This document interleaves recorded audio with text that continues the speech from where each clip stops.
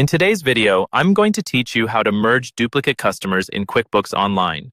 Having duplicate customer records can make your books confusing and your reports less accurate. Maybe you spelled a customer's name differently, or someone on your team created a second profile by mistake. The good news is that QuickBooks Online lets you merge those duplicates so all the history, transactions, and balances live under a single customer. In this walkthrough, I'll guide you through exactly how to do that step by step. First, sign into your QuickBooks Online account and head over to your customers list. Depending on your version, this might be under the Sales menu or a Customers tab, but the idea is the same. You want to see the full list of customer profiles.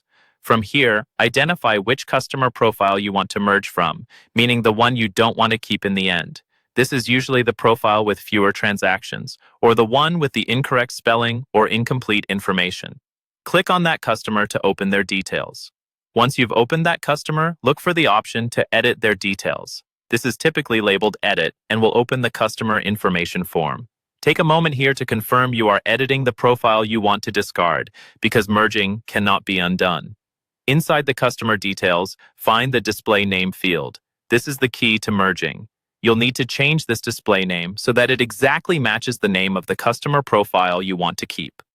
Be precise here. The spelling, spacing, punctuation, and capitalization should all match. If there's an extra space or a different character, QuickBooks will treat it as a different customer and the merge will not happen. After you've updated the display name to match the customer you're keeping, click Save. At this point, QuickBooks recognizes that there is already an existing customer with that exact display name. You'll see a prompt asking if you want to merge the two profiles. Read the message carefully so you understand that this action is permanent. When you're ready, select Yes to confirm the merge.